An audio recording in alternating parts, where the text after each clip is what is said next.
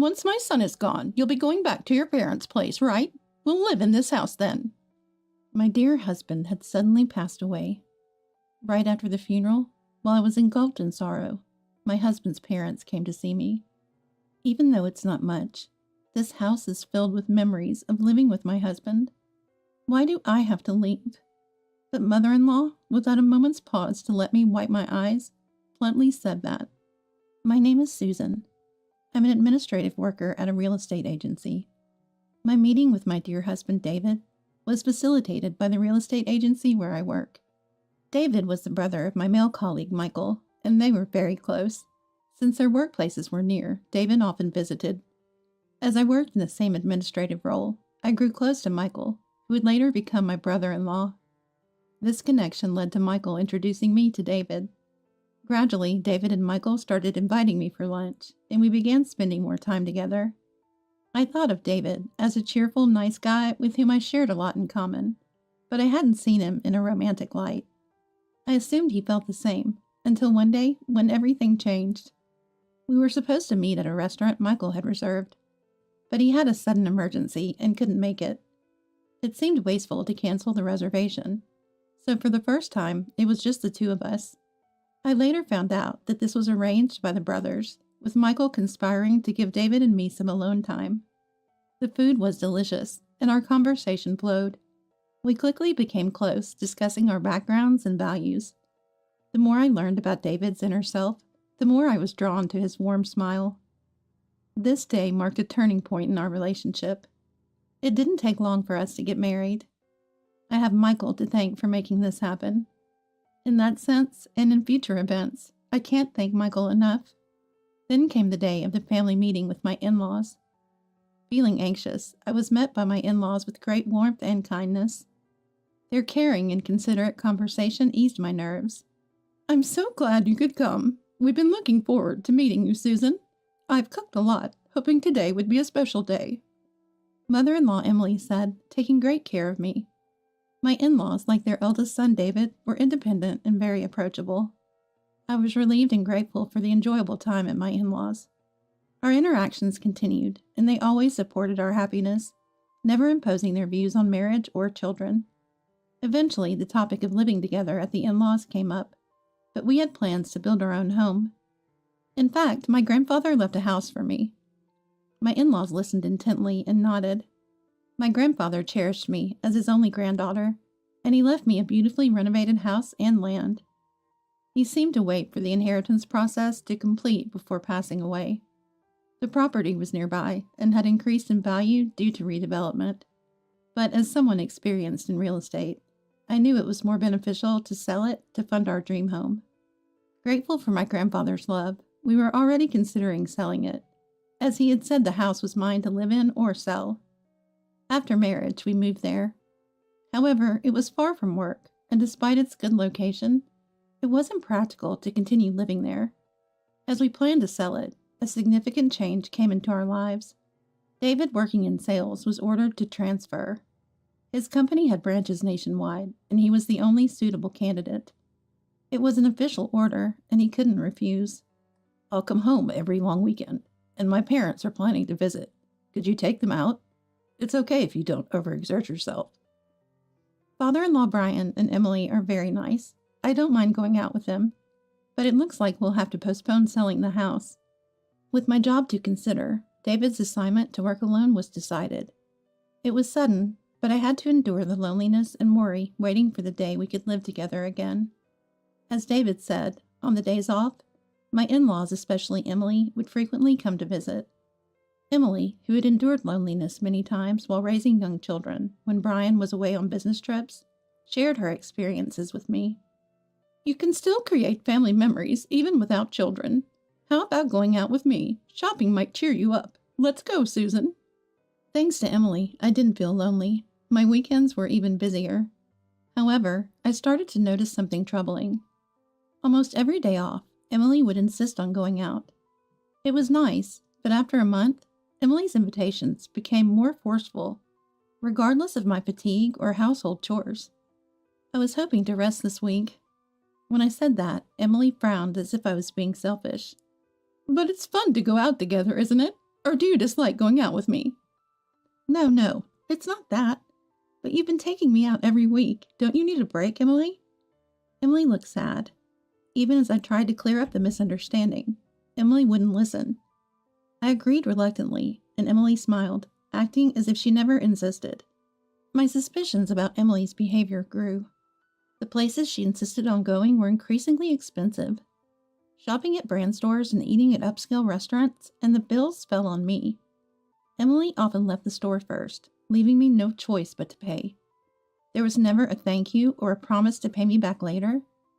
Sure, I have a house and a good salary, so savings weren't an issue. But David and I had always been frugal, so Emily's extravagance felt odd. Even when both in-laws were there, it was the same. In fact, with Brian, my financial burden only increased. I knew I had to address it, but it was hard to discuss with David. David had said, "I'll definitely come home on the long weekends." But his new office was busy, and he rarely managed to return. "Mom says you've been going out every week. Are you managing okay? Doesn't seem like there's anything to worry about." David's video call showed his tired eyes and thinner cheeks. His work fatigue was evident. Feeling guilty about bringing up the issue with Emily, I ended up being overly optimistic. "Emily's been really good to me. Take care of yourself, David. I'm fine, don't worry." While I downplayed it to David, I couldn't refuse to pay for outings with my in-laws. Their behavior escalated until one day when I said, "I can't go out today." Emily said something unexpected. "Then, can you lend me some money?" "Pay? For you?" "Just a little, really. I've already made a reservation at a restaurant. I'll take another friend instead, so could you cover what I'm short?" I wanted to refuse, but that would have made things worse. Resigned, I opened my wallet. But Emily never acted this way in front of David. "Have you thought about asking David?" When I hinted this to Emily, "That's shameful to tell David." Her response shocked me. It was clear she felt it was okay to ask me, not David. I gave up on Emily as her demands for money became routine. At least giving her some pocket money, she stopped dragging me out. I knew it was a big problem, but my attempts to communicate with Emily were exhausting. Her behavior became more bizarre. She'd show up unannounced, inspecting the inside and outside of the house, making me feel like my privacy was invaded. "Is this from your grandfather, Susan? This furniture? It's wonderful you can afford such luxury." Some furniture were antiques my grandfather liked. Emily seemed to enjoy them, admiring them as if they were her own. This is mine and David's home. I finally started to consider confiding about Emily's actions. David might be surprised, but how I wish we could find a way to deal with Emily together. Emily's actions are far from pleasant. Even as in-laws, it's an invasion of privacy. However, around the same time, the duration of David's assignment was determined. Just a little longer to bear it, and when David returns, the in-laws asking for money would likely end. A glimmer of hope sprouted in my heart. David was working hard every day, so I just needed to be patient a little longer. But as I eagerly awaited David's return, things took an unexpected turn. "What? David collapsed? And he's in the hospital?" I was stunned. The call came from a colleague at his new location, and I hurried to the hospital. Perhaps due to overwork, David suddenly suffered a heart attack. Though rushed to the hospital by ambulance, it was too late. My kind, healthy David passed away from an unforeseen attack. I couldn't grasp the reality as I faced his funeral. I don't remember much. Overwhelmed by grief, Michael rushed over, taking care of most things. "I'm sorry, Michael. Even though you lost David too, you're helping so much." "It's David's funeral. Of course I should help. How about the land? Is the house ready?" We talked while cleaning up after the funeral. I nodded and said, "Everything's perfect." Then a few days after David's funeral, my in-laws came to the house. But it was clear they weren't there to console me. "It's a shame about David, but we're here for you, don't worry." Emily's face had a strangely unpleasant smile. To my astonishment, she had arranged a truck, packed to the brim with furniture and belongings from her house. I was too shocked and confused to speak. This looked like a move. Emily and her husband were planning to move in without discussing it with me? Why were they doing this? But the answer was clear. Are you after my land? I voiced my concern amidst the confusion. Emily showed a cold smile. The land value has soared. We've been eyeing this house for a long time. In fact, Susan, it's thanks to this inheritance you married David. We allowed the marriage because you inherited it. I was overwhelmed with despair, lost for words. Emily, you mean you're moving in with me? Excuse me? What nonsense are you talking about? I asked in confusion, and Emily got angry. David's death was unexpected, but even if it hadn't happened, Emily intended to take this house. My in-laws were trying to replace me as the landowner. They assumed I'd leave the house because David was gone. Now that David is gone, you'll go back to your parents, right? It'd be sad to leave this house empty, so we'll live here. That's why I'm telling you not to worry. Emily's smile twisted in distortion. While feeling fear, I pointed out Emily's mistake. But the house is already sold. I restrained my laughter at Emily's misunderstanding, but couldn't hide my unpleasant smile. Emily, in turn, huh? Froze. Just then, a different moving company's truck arrived. Sorry, we're here to deliver to this house. A burly mover came down, speaking to us due to the confusion of another truck being present. Emily's movers also came down. Realizing something was amiss due to the arrival of the other truck, they looked bewildered. Both in-laws were flustered and incoherent. Arguing with everyone wouldn't resolve anything. Seeing my in-laws in panic, I began to regain my composure. Then I promptly gave instructions to move the truck. This house has already been sold, and the contract finalized. A new family is moving in, so you can't bring their belongings into someone else's house, right? As the movers were astonished, a luxurious car pulled up. Out came a wealthy-looking couple and their children. In fact, the land was no longer mine. They were the new owners. My in-laws were increasingly confused, unable to comprehend what was happening. Please move the truck quickly. The new occupants can't start their work. Somehow I managed to get Emily's truck moved, and the movers immediately began their work, efficiently transporting brand new furniture according to the planned procedure. Emily and her husband, unable to accept this, started to persistently pester me at the entrance. The occupants, realizing the situation, took their family back to the car and then came over to confront us. Who are you? We bought this house. Please let the truck go soon. I hadn't expected my in-laws to visit, so I apologized repeatedly to reassure the new owners. But Emily and her husband didn't leave. They pushed past us and barged into the house. Of course, the house had completely changed from what they knew. None of the furniture my husband and I used was left. Emily was shocked at the sight and started to make a scene. What's this? The house is empty. The antique furniture, the lighting? I love those. What's going on? Emily was infuriated, unable to understand what was happening. The occupant finally snapped. I'll call the police. Frustrated, Brian quickly grabbed Emily and retreated. Once away from the scene, the heated Emily quieted down somewhat. First, I apologized to the occupants. There could still be future problems, they warned. So I provided them with my in-laws' names and addresses to somehow resolve the situation. Feeling a deep sense of exhaustion, I still had things to explain to my in-laws. I went back to them and calmly explained that the move had been completed just days before David's death. The plan was always to sell the house along with the land. It was the original plan, though it had been paused due to David's solo assignment. The smooth progression of the plan was due to a certain background. It was Michael who encouraged our decision. Confused by my in-laws' change, especially their demand for money, I didn't want to worry David and couldn't consult him, leading to days of despondency. Michael noticed and came to my rescue. Michael, who didn't get along with his parents, if you're in trouble, I'll help, had offered. Trusting Michael, who promised to keep it a secret for the sake of our marital harmony, I decided to confide everything. Upon hearing it, Michael was furious with his parents. Michael, David's brother and my colleague, understood their scheme well. For him, David was his only family, and he saw me, David's wife, as family too. My parents will either try to live in that house eventually or conveniently kick both of you out to make it their own. According to Michael, both parents were pretentious and unscrupulous, especially Emily, who was selfish and malicious under her refined exterior. Hearing these intense stories about his own family from Michael, David never knew the side of his parents because they hid it from him, the heir.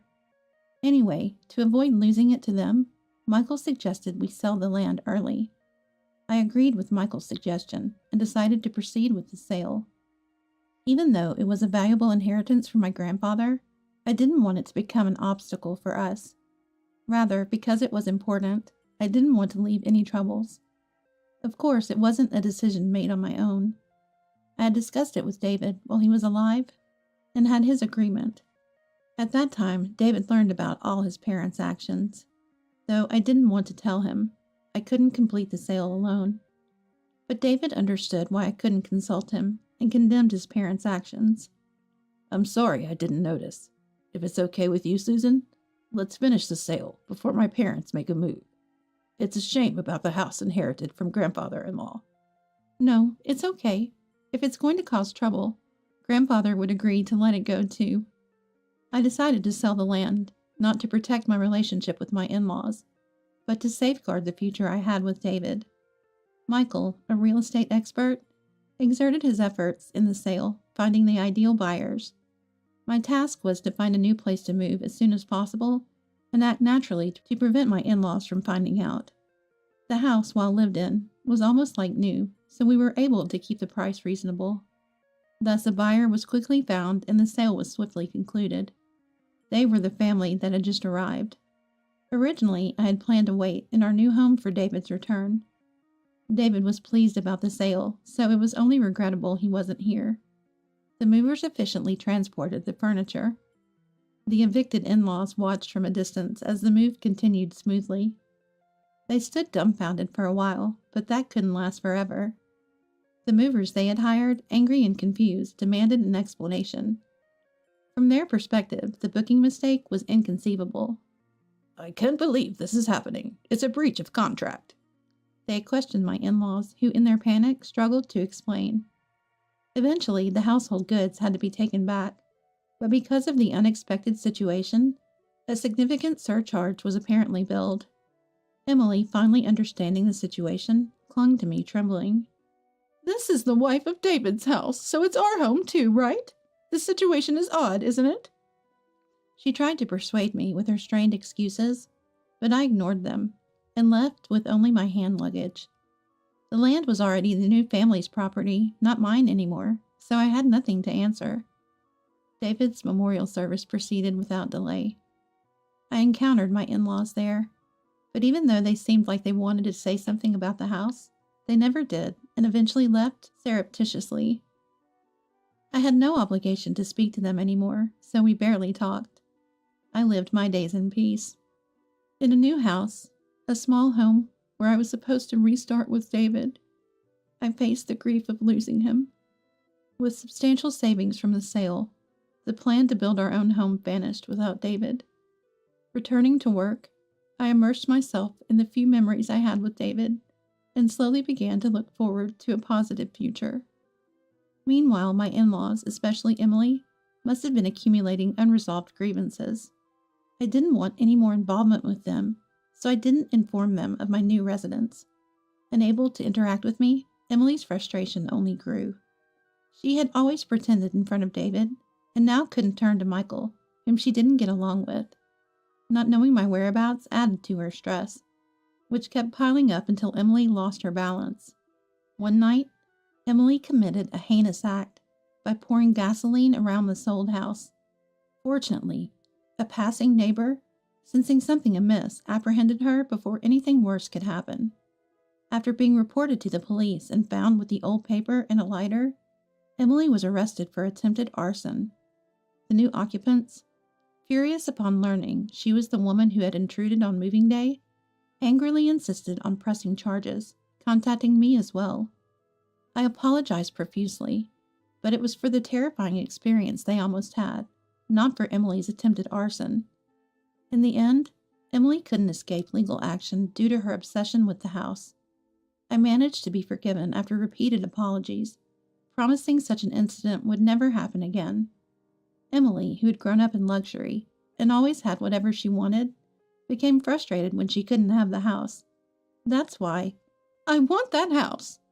This unfulfilled desire turned into distorted jealousy. Unable to let go of the house and land, she resorted to crime and eventually ended up in prison. Brian, who should have been her support, ended their marriage in a dispute following her arrest. So when her sentence was over, Emily had no home to return to. But that was the outcome of her own actions. Michael, lonely after losing David, said, "Susan, having you makes it bearable." Though my relationship with my in-laws was severed, I hadn't lost my entire family. For David, who I believed was watching over me from heaven, I resolved to live peacefully. Are you really our child? My dad sighs as he looks at my report card. Growing up in a family of doctors, I always thought that following that path was the natural thing for me to do. So I've been studying hard since I was a child. And my grades have always been at the top of my class. But to my dad, a doctor himself, that's apparently not enough. He says it has to be at the national level, or it doesn't count. Hearing this again and again, I gradually grew to despise the profession of being a doctor. My name is Emily. Both my parents are doctors, and so are my relatives. I have an older sister, and my parents always assumed that my sister and I would naturally go into the medical field.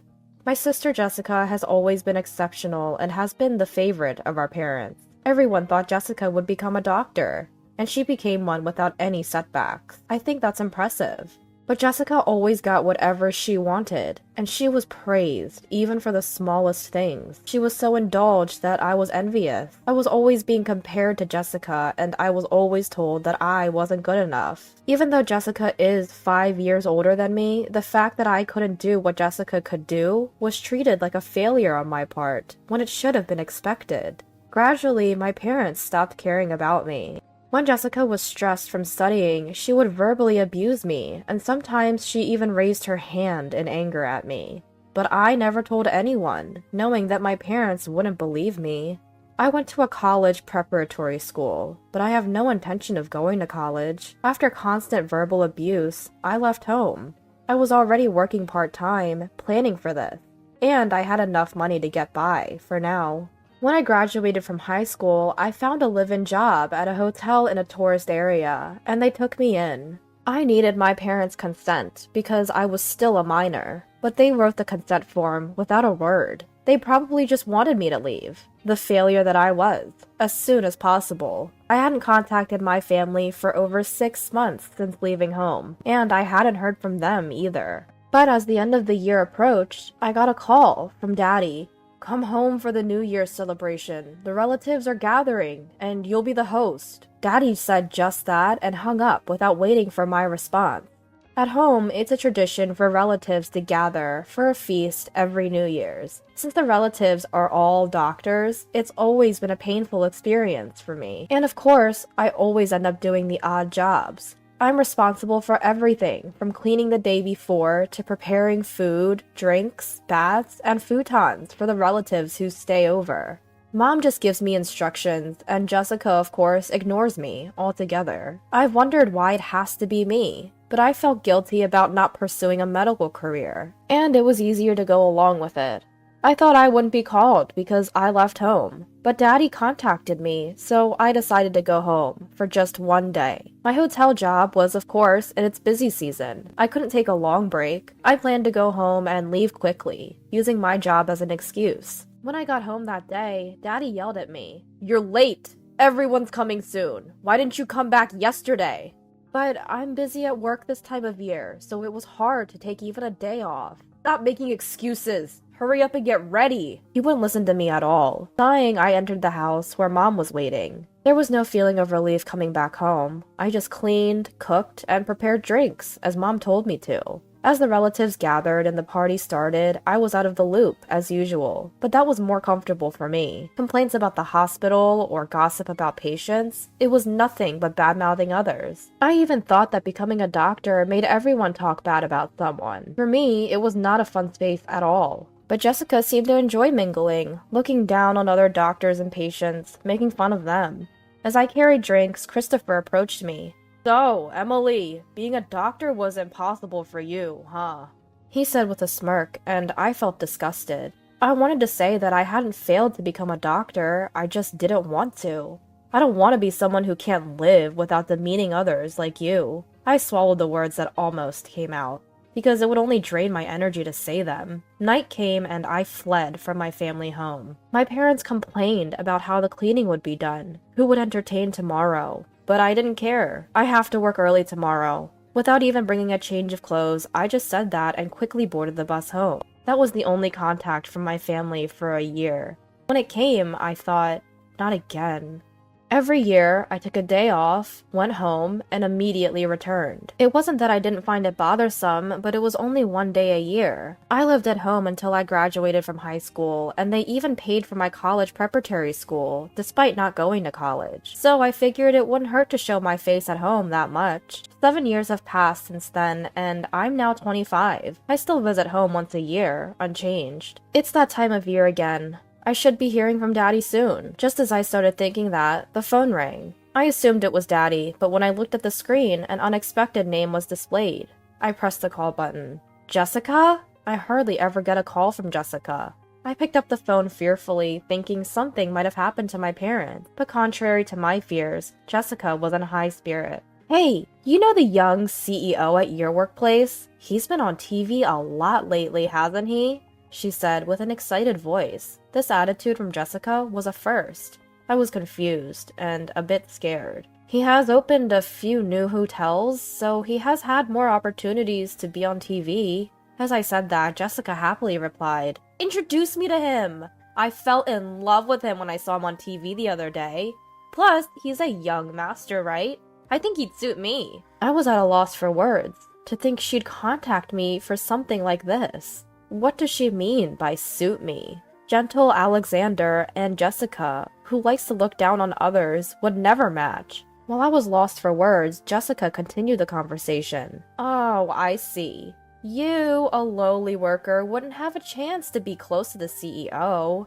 Maybe you've never even met him. Even if you have, a plain woman like you wouldn't stay in his memory." Even though I didn't respond, Jessica kept talking, satisfying herself. I tried to interrupt, but Jessica's momentum was unstoppable. "That's right. Do you know when the CEO will come to your place? I'll stay over that day. If I can meet him face to face, he's mine. He won't resist a beauty like me. So make a reservation and let me know. Of course, since I'm going out of my way to stay over, you'll have to cover the lodging costs." I was speechless. "But Jessica, aren't you having arranged meetings for marriage?" In our family, it's customary to be married by 30, and many go through arranged meetings. I thought Jessica had done that already. But what does this mean? Arranged meetings? There's no one decent. The other day, it was a 35-year-old guy. Introduce me to someone who matches me.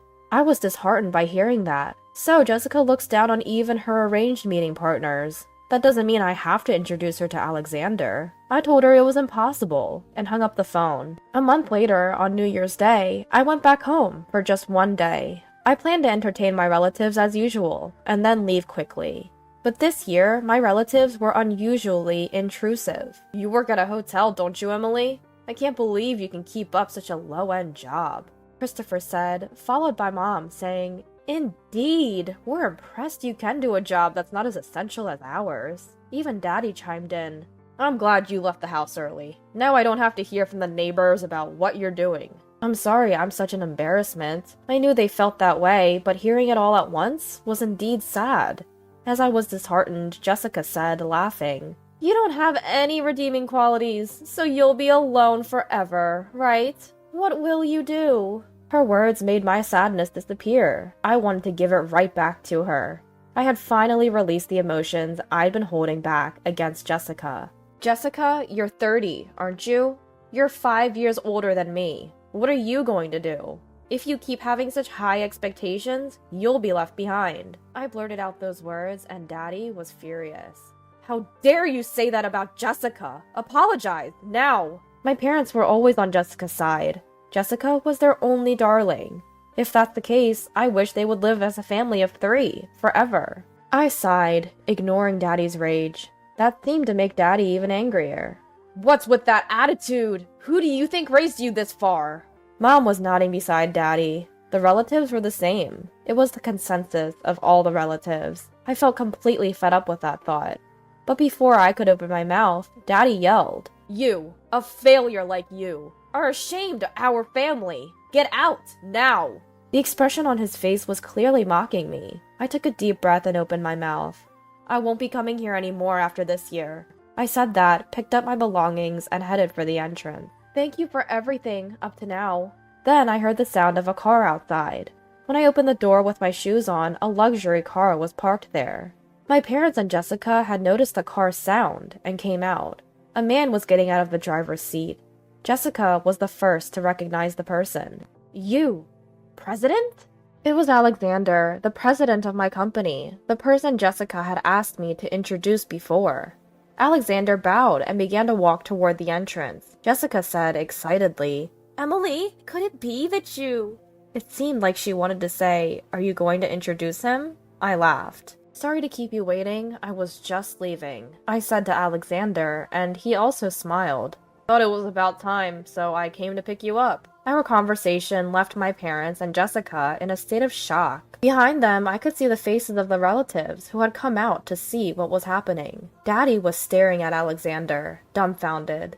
Alexander walked up to Daddy. I apologized for my late greeting. Following that, I leaned close to Alexander and said, "He's my fiancé. We're getting married next month." Huh?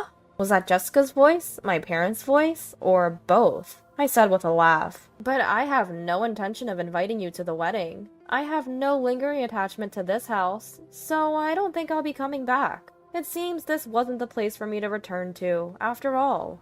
After Alexander proposed to me, he said he wanted to greet my parents. So I explained my situation up until now. Everyone noticed the problem in my family due to my reluctance to go home, and they understood once they heard about the bad reputation of the hospital. Jessica had spoken about it too, so Alexander decided to come and pick me up. Ignoring my stunned family, I continued. "Speaking of which, there's a new hotel opening near Daddy's hospital. I'm involved in the project, and when I was doing the local research, I found out that Daddy's place has been involved in multiple medical malpractice and scandals. Is that right?" Daddy's face changed color at this. "You're not involved in this, are you, Daddy?" The local people were so shocked by the bad reputation. Jessica works there too. "Are you sure it's okay?" According to the locals, the reputation of Daddy and Jessica is the worst. I was shocked to hear from the locals. Like father, like daughter. Referring to Daddy and Jessica. At that time, I also heard that Daddy and Jessica were causing scandals, and I felt somewhat responsible for it. That's why I'm excited to make the hotel business a success and please the locals. In contrast, Daddy and Jessica looked pale. Since I had told my fiancé Alexander everything, he simply opened the passenger door without any unnecessary interruption. I met Alexander right after leaving home. Under the previous president's policy, Alexander, the next president, was working in the field, and we became close friends. I heard later that he fell in love with me at first sight. Unlike before, where I was constantly denied, the more I worked hard, the more I was appreciated. I worked hard because I enjoyed it. He seemed to like that attitude too. Alexander took over as president after the previous one fell ill and proposed to me about 6 months ago. His words asking for my support resonated with me. Since accepting the proposal, I've been learning various things, focusing on business studies. I realized that I don't hate studying, but rather enjoy gaining various knowledge. What I hated was studying only to become a doctor. When I find something fun, I tend to look into it, and the more knowledge I gain, the more I want to do. As I was about to get into the car, Daddy yelled, "Hey, Emily, what's going on?" But I smiled and said, "I'm no longer a daughter of this house. Goodbye." Leaving my confused family behind, the car quietly drove off. Later, the new hotel opened successfully, and I was busy working on site from the first day when it was fully booked. Then my parents and Jessica came. Daddy, who spotted me, called out, "We came to see what kind of work you're doing, and to stay over. Prepare the room, quickly." I wanted to ask what nerve he had, but I was too busy managing the site. Seeing this, Alexander rushed over to send my family away, but they stubbornly caused a commotion in the lobby. Since I wasn't getting anywhere, I had the security guard step in. Then, a woman named Olivia, who came into the lobby afterward, exclaimed, "Oh, it's you, the teacher." I later heard that she's a nurse at Daddy's hospital, and she doesn't think highly of Daddy and Jessica due to their arrogant attitudes. Seeing Daddy being escorted by the security guard, she seemingly found it amusing and shared it as a funny story at work. Olivia, it turns out, is a neighbor and friend to the front desk staff, and one of them told me about it. Naturally, the rumor spread throughout the hospital, causing Daddy and Jessica some embarrassment. As for Mom, she used to work at the same hospital but has since retired. However, her retirement was in name only, as the truth was she was forced to quit due to a scandal. I accidentally heard Olivia slip this information. I had another job to attend to and was at a different hotel when my parents and Jessica came to the hotel again. Frustrated at their audacity, I had no hesitation in calling the police, and they were taken away for obstruction of business. Because of Daddy and Jessica's past behavior, the rumor quickly spread in the hospital. The hospital, already struggling financially, was apparently forced to shut down. Passing by my family's home a little while later, I saw it was vacant. They must have sold it out of financial desperation. I also heard rumors that Jessica's attempts at matchmaking had failed, so maybe various local gossip forced them to leave. I've changed my cell number, so they can't contact me. And of course, I have no intention of contacting them either. With the opening of the new hotel settled, I'm looking forward to my wedding next month. With wonderful Alexander by my side, both my work and personal life are looking brighter than ever. I woke up to a message from my husband. Contractions have started. The baby is finally coming. The news was about my sister-in-law, Mia, who is about to give birth. I don't usually interact much with Mia, but the thought of my soon-to-be niece filled me with excitement. I called my husband, full of anticipation. But contrary to my expectations, he sounded rushed. "Don't come to the hospital." "What?" "I'll go to the hospital. Just don't come, okay?" He hung up abruptly. My mind was filled with questions. What was going on? Why would he push me away like that? Little did I know, an unexpected situation awaited me a few hours later. My name is Sophia. I work for a fairly large stationery company. I've been married to William for 2 years. We're not as passionate as we were in the beginning, but we get along well enough. I just turned 30 the other day. William is older than me, 35 this year. Considering our ages, I've been thinking it's about time to consider having children. One day, William went to a barbecue with a colleague. I was home alone when the doorbell rang. I opened the door to find my mother-in-law, Lily. "Lily?" "Sophia, sorry for the sudden visit. I was in the neighborhood and thought I'd stop by." "Of course, come on in." "Thank you, I will." The apartment where William and I live is about an hour from the in-laws' house, using the highway. It's not too far, but we don't see Lily very often. I didn't see Lily very often because we were close enough to see each other if I wanted to. Occasionally, like today, Lily would drop by while shopping, or we would visit if we had time. I made coffee and served it with some snacks Lily brought. Lily took a sip of her coffee and said, "Thank you," with a pleased expression. "Guess what Mia told me? She's pregnant." "What? Mia is?" "Yes, surprising, isn't it?" Mia is William's sister and my sister-in-law. She got married a year before us and now lives out of state. Whenever we meet at family gatherings, Mia always greets me warmly. I find her to be a lovely sister, even if she's my sister-in-law. Especially lately, as I've been thinking about having children, Mia's pregnancy feels even more relatable. I have no feelings of jealousy, just pure happiness for her. Mia and her husband have been married for 3 years now.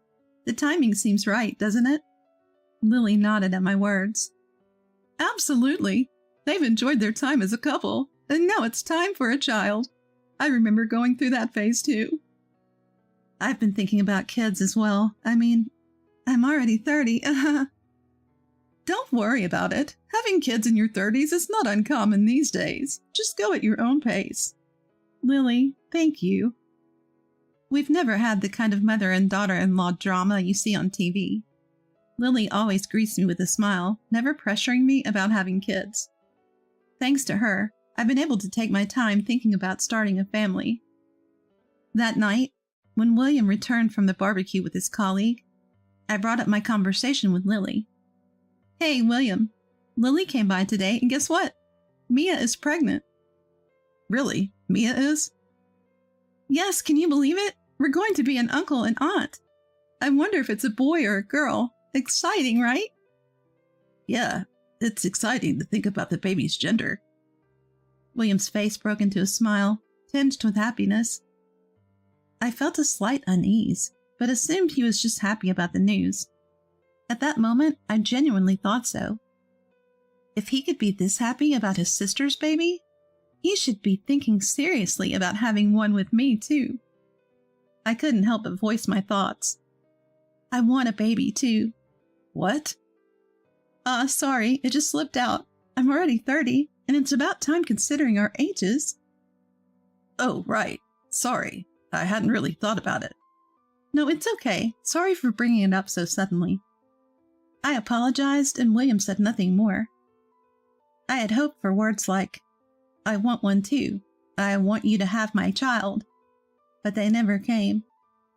Maybe it's understandable that William isn't quite ready for that step. For the past 6 months, he's been coming home late, working overtime almost every day. I always come home after the date has changed. He even works on weekends sometimes. With his busy schedule, he probably doesn't have time to think about kids. I took it that way and didn't bring up the subject again. 3 months later, William was out for work on his day off. Lily called and said she'd bring lunch over. Lily, you didn't have to go to the trouble. It's fine. I had some shopping to do nearby. I was planning to have a simple lunch alone, so this is a treat. Good, then. As we ate the lunch Lily brought, we chatted about this and that. When the conversation turned to Mia's pregnancy, I asked Lily something that had been on my mind. By the way, do you know the gender of Mia's baby yet? Yes, she just told me 3 days ago. It was the first I'd heard.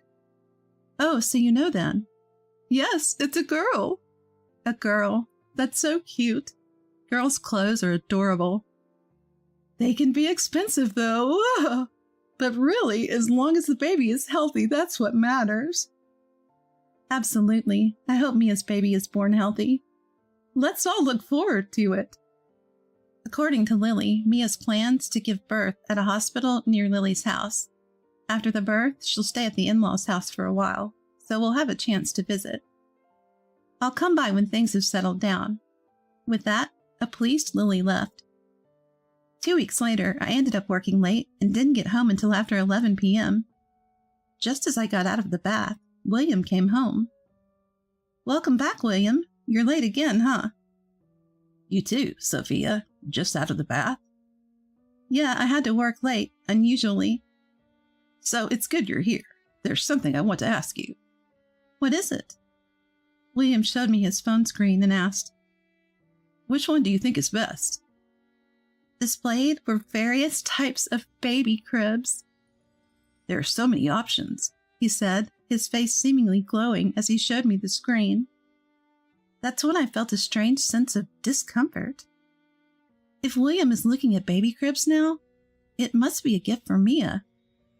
That's not out of the question. But William is usually frugal, even with me. He keeps my birthday gift strictly under $100. So it didn't make sense that he considered buying a crib for Mia that cost over $500. I cautiously spoke up as he happily browsed through the cribs. Is this crib a gift for Mia? Yeah, it is. She's my sister, after all. I should do something nice for her. Wouldn't it be best to ask Mia directly? People have preferences or sizes or specific features. You're right. I'll ask Mia directly. Yeah, that's probably best. William seemed a bit rushed, and something about the way he spoke felt off. From that day on, my sense of unease about his behavior grew. Whenever he had free time, William was on the phone researching baby items. Not just the typical baby clothes for a gift, but pricier items like baby baths, strollers, and car seats. Normally, those are decisions for the parents-to-be. So why was William so keen on researching baby items? It puzzled me. One day, William came home with a shopping bag from a well-known baby clothing brand. "Ta-da!" he said, happily showing off the newly purchased clothes. "Sophia, look at this. Isn't it super cute?" "Yeah, it's really cute, but it's for a boy, right?" "Huh?" What William had bought was a onesie for newborns, featuring dinosaur illustrations. It was clearly for a boy. Of course, kids can wear whatever they like, but giving a gift meant for the opposite gender would be considered rude. When I pointed this out, William hastily tried to cover it up. "Oh, right, Mia's having a girl." "Why did you say it like you didn't know?" "No, I knew. I just thought this was cute." William quickly put the baby clothes back in the bag and left the living room. "This is a gift for Mia, right?" Then why didn't he gift wrap it? He just took it out of the bag and showed it to me. I had questions about William's puzzling behavior, but chose not to ask any more. 2 months later, William was working on his day off. While I was cleaning the house, a message from William popped up on my phone. It was news that Mia had gone into labor. "She's in labor? The baby is finally coming?" I was so flustered, I didn't know what to do with myself. Filled with excitement, I called William. "Hello, William. Is Mia giving birth? Which hospital?" "Yeah, looks like it. The hospital is a university hospital in the next state." "What? Isn't that really far from your parents' house?" Well, I can't come back for a while." "Why not?" "Come on, it's obvious. Labor can take hours, and even after that." "I see, but are you going to be there from start to finish?" "Yeah, actually, it seems like the baby might come soon." "What? Already? Then I'll head over there right away. Lily often told me that Mia would love to see me, so if the timing worked out, I should visit. But contrary to my expectations, he seemed rushed." "Don't come to the hospital." "What?" "Just stay home. You can't do anything here anyway." "I might not be able to help, but I want to congratulate Mia." "I'll be at the hospital, so just stay home. Don't come, okay?" He hung up abruptly. My mind was filled with questions. What's going on? Why did he have to refuse like that? I waited for a few hours, but there was no news of the baby being born. Curious, I decided to call Lily. Lily sounded as calm as ever. Lily, how's Mia doing right now?" "Huh? Mia? She just went for a walk." "A walk during labor?" "Oh!" Lily laughed at my words. Then she told me something unexpected. "No, Sophia, the labor is still a ways off." "What?" "The due date is next month. Mia just came over last week." "What? Is that true?" "Don't worry. I'll let you know as soon as labor starts. William, too, of course." At that moment, the worst-case scenario flashed through my mind. The late nights he claimed were due to overtime, the expensive baby cribs he was looking at, and, above all, lying to me about his sister going into labor on a different day. All the discomfort I'd felt suddenly connected. At the same time, a surge of anger welled up inside me. So that's what's been going on. I had believed that William, of all people, wouldn't do this. Well, now, I'm going to make his life a living hell. As I took a deep breath, Lily called my name from the other end of the phone. "Sophia!" I told Lily the truth. "Lily, I think William is cheating on me." "What? What do you mean?" "I can't say for sure, but he sent me this message, that he's accompanying Mia in the hospital because she's in labor." "What? That can't be." He also bought a onesie for a boy and showed it to me, even though Mia's baby is a girl. You're saying he might have a son with the woman he's cheating with? Probably, yes. A heavy silence filled the air. Lily was the first to speak. Wait for me, Sophia. I'm coming over. What? Right now, Lily? Just wait, bye. The call ended, and an hour later, Lily and Mia arrived at my house. Mia, too? We heard William's causing a lot of trouble, so we came. I'm sorry, you're pregnant and it must be hard. Not at all. I can't give birth in peace unless we put that idiot William in his place. Mia grinned triumphantly, and Lily smiled confidently next to her. Their presence solidified my resolve. A few hours later, William came home and looked shocked to see the three of us. What?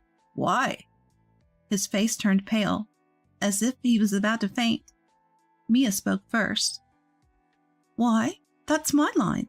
I'm not in labor. Wait, no, that's... Who did you confuse me with? There's no way you could confuse that, right? Well, that's... Mia snatched William's phone and looked at the photos. There were multiple pictures of a woman who had just given birth, holding a newborn. Lily confronted William in a low voice. William, what is this? Mom. No excuses, right? If you say it's a misunderstanding, I'll call this woman right now. Please don't. I haven't told her I'm married. You! How much trouble do you have to cause people to be satisfied? William was trembling, his face ashen. I handed him the pre-prepared divorce papers. Sign this now. I'll contact you later about the alimony. Wait, Sophia. I don't intend to divorce you. Don't joke with me. You have a child with another woman, and you expect us to continue as a couple? What you've done is unforgivable. Sign the divorce papers and apologize, you scum. I was so angry, I forgot Lily and Mia were there. In the end, William signed the divorce papers in tears. With the help of Lily and Mia, I consulted a lawyer about the situation, including Harper, the woman he cheated with, and we had a proper discussion. As a result, I demanded compensation from both William and Harper. Harper, who didn't know William was married, had half of her compensation paid by William. Additionally, Harper demanded child support from William. He apparently proposed remarriage to her, but she flatly rejected him, saying, Just pay the money, you scum. It's all his fault. All I can say is, serves you right. As for me, I still have a relationship with Lily and the others. Mia safely gave birth, and I recently gave her a baby gift. At that time, Mia said, Even if you cut ties with that idiot William, you're still you, Sophia, and this child is still your niece. I can't express how much her kindness saved me. If Lily and Mia hadn't come that day, things wouldn't have ended so cleanly. With gratitude in my heart, I plan to slowly repay their kindness. Thanks for covering the bill. I went ahead and canceled yours. Staying in a luxury hotel on my wife's dime? Life doesn't get better than this. Haha.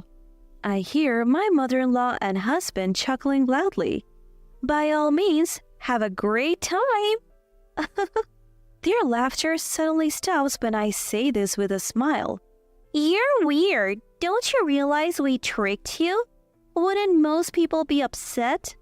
I haven't been tricked at all. You see, I haven't paid a cent for this trip.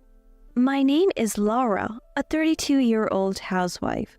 I met my husband James through work. He was a client, and we had worked together several times when he invited me to dinner. Since we were the same age, we quickly found common interest and hit it off. We started going out for meals and dates, and before long, we began dating. Fast forward 1 year and we were married. We have now been married for 2 years. But that doesn't mean our married life has been a continuous honeymoon. At first, James was incredibly kind and always treated me with care. So I put a lot of effort into housework to make him happy. James wanted me to be a stay-at-home wife, so I quit my job and fulfilled that role. Every day I prepared breakfast, made lunch, and cooked elaborate dinners. I also kept the house clean, doing the laundry and all sorts of chores diligently. Life is so comfortable with you around. You're really helping me out. James used to say that and appreciate my hard work. I was able to give my all each day because of that. However, as we reached the 2-year mark, the spark we had as newlyweds seemed to fade. Lately, I've noticed James growing more indifferent. No matter what I do for him, he doesn't seem to react anymore. Tonight, I made your favorite fried chicken. Alright. Was work tough today? Yeah, I guess so. I filled a bathtub for you, so feel free to take a bath whenever. Yeah, whatever. My husband seemed disheartened whenever I spoke to him, offering nothing more than half-hearted acknowledgments. He used to come home from work on time when we first got married, but he's been coming home later and later. He also started going out for drinks without telling me, which often resulted in wasted dinners I had prepared. Is this what they call the 7-year itch? I miss the good old days when we were a loving couple. Was that too much to ask for? But there was another thing bothering me. It was the presence of my mother-in-law, Rose.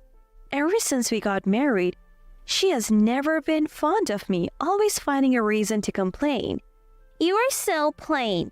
Can't you wear something more colorful? You probably can because your face is plain too. The food you cook is bland and not even tasty, just terrible. I seriously questioned her character, wondering why she was so mean. Whenever we visited my husband's parents, she would bully me and badmouth me endlessly. After 2 years of marriage, she started bugging us about having a grandchild. How can we start a family under such pressure? Yet, she relentlessly pushed me to have a child. My father-in-law did nothing about his wife's bullying. It's like he found it too troublesome to intervene. My husband also turned a blind eye, offering me no protection. I was devastated. I at least wanted my husband on my side. Feeling utterly lonely, I felt unwell one day and went to the doctor. You're pregnant. What? I was shocked, to say the least. I had no idea I was pregnant, but I was thrilled. Having a new family member on the way with my husband filled me with joy and hope for the future.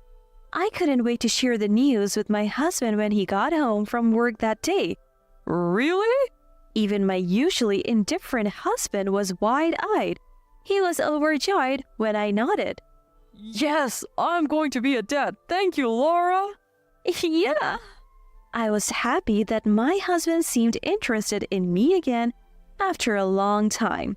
Both my father-in-law and mother-in-law were also happy about the new grandchild, and they were exceptionally kind to me.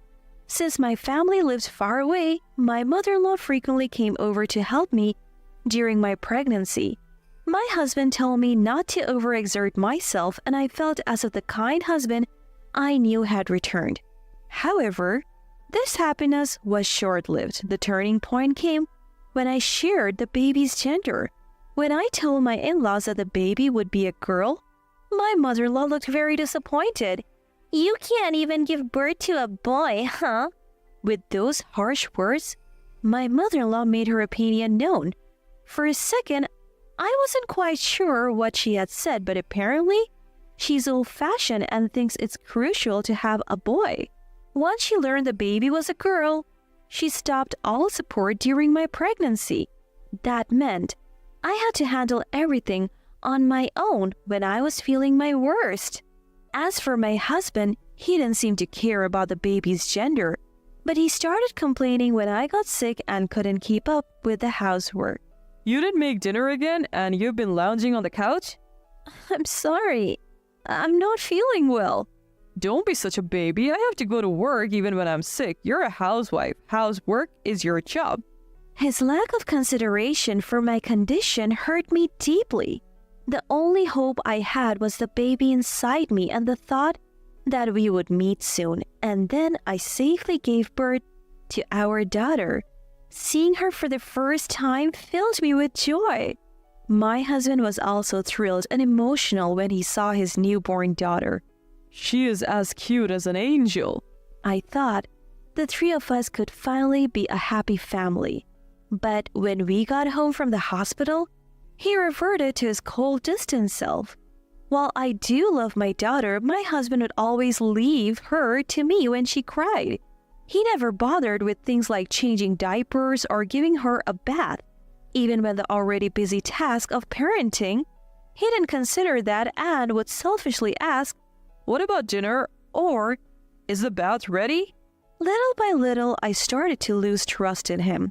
The thought of divorce crossed my mind, but our daughter had just been born and I couldn't go to work. So all I could do was wait until she grew up. The only silver lining was that I didn't have to visit my husband's parents because of the childcare. My mother-in-law wasn't interested in my daughter, so my husband didn't complain when I said I didn't want to go.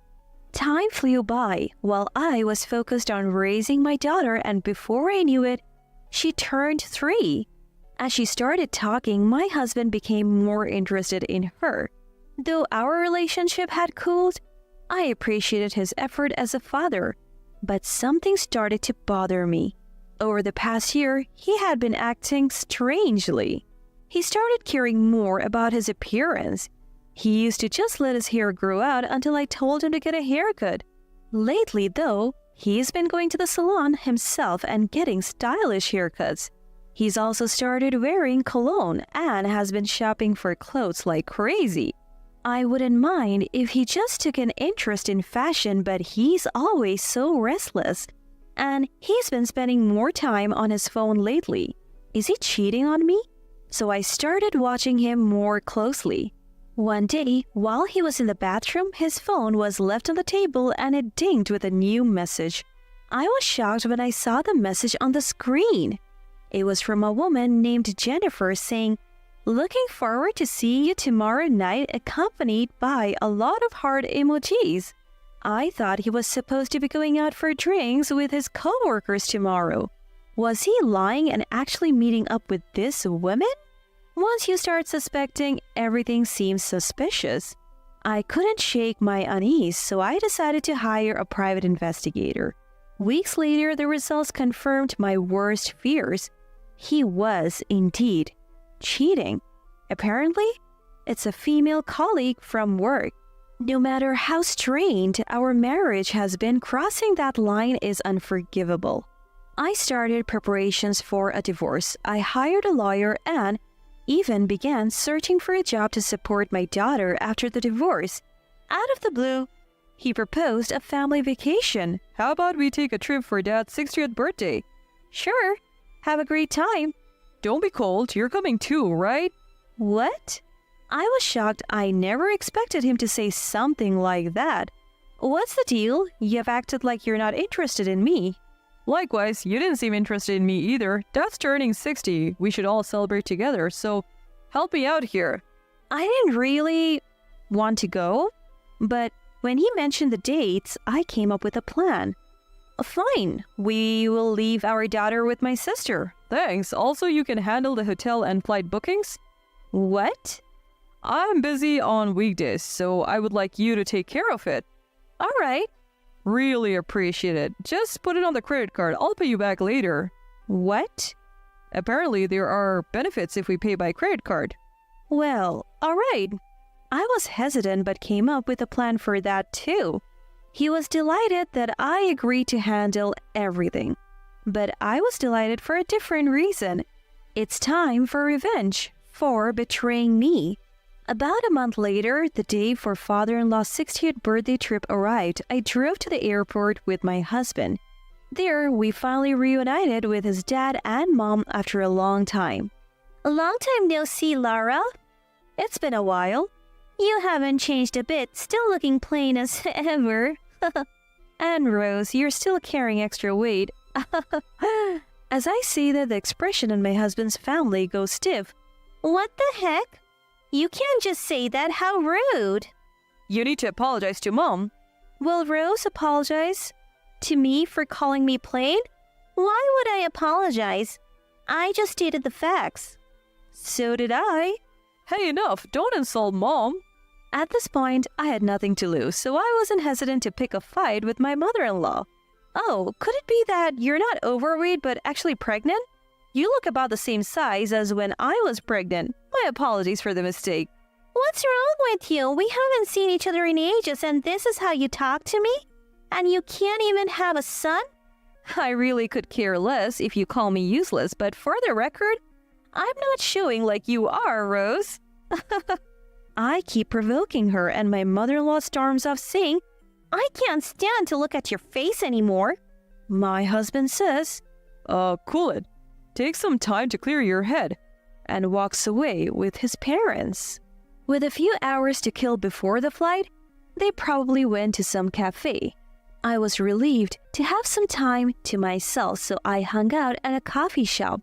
Then my husband texts me, Come to the gate soon. When I arrive, I see my mother-in-law leaning on my father-in-law. What's going on? I ask my husband. She got dizzy from being so angry at you. He says, Could you get some motion sickness pills? She might get sick on the flight. Right now? Won't we miss the flight? We're fine. I'll watch your bags. Go get it. All right. I step away, suspicious. Understanding they were up to something, I moved just out of sight and then went upstairs to observe my husband and his parents from the second floor. Sure enough, my mother-in-law immediately moved away from my father-in-law and was cheerfully chatting and laughing with my husband. Faking it, huh? My husband and his parents then left my bags right there and headed for the gate. I quickly went back to collect my bags. Can't just leave them, they'll get stolen. A few minutes later, my husband called me. I answered the phone while watching them disappear through the gate. Where are you? We decided to go without you. What? It's what you get for disrespecting Mom. My mother-in-law grabs the phone. Thanks for the payment. We canceled only your ticket. Staying in a fancy hotel with your money will be so sweet. I heard my mother-in-law and husband burst into loud laughter. They probably never intended to bring me along in the first place. Well, I never planned on going either. Enjoy yourselves, alright? When I said that with a smile, their laughter suddenly stopped. You're strange. Don't you realize we tricked you? Shouldn't you be upset? No tricks here. I didn't pay a dime for this trip. What? I heard my husband's voice, probably because they had the call on speaker. What's going on? Explaining would be a hassle. So I'll tell you later. Bye. I said that and hung up the phone. Then I immediately left the airport and hit the road. I headed to the new rental condo I had secured. Boxes were already there and my sister and her husband were waiting for me. While I was at the airport with my in-laws, they had moved all my belongings for me. I was beyond grateful, especially since they also took care of my daughter. Once we started unpacking in the new place, we were done in no time. As a thank you, I took my sister and her husband to a steakhouse and we all enjoyed a nice meal. My husband kept calling, but I ignored it. The next day, he called again around noon, so I finally answered. Hey, were you lying yesterday? I enjoyed a suit in your place. Sure, why wouldn't you? It's already paid for. What? What are you saying? I changed the account where my credit card payments get drawn from to our joint account. And I moved all the money I put in there to my own account. So what does that mean? Basically, the trip was paid for with the money you put in that account. What? So I paid for it? Yes, exactly. You have got to be kidding. How much did it cost? Plane tickets and all, maybe around $5,000 for 4 adults. Why 4? Only 3 of us went on the trip. Last-minute cancellations don't get refunded, you know. My husband was speechless over the phone. Why would you do this? Do you hate me? It's not about hate, it's just a little payback for the man who cheated. What? I have evidence of your affair, just so you know. He gasped in disbelief. Prepare yourself for a divorce, alimony, and child support. You can't be serious. You brought this on yourself. From now on, we'll communicate through lawyers. I said that and hung up on him. After that, I hired a lawyer to handle various procedures. The divorce went through smoothly, and I got compensation from my husband and his affair partner.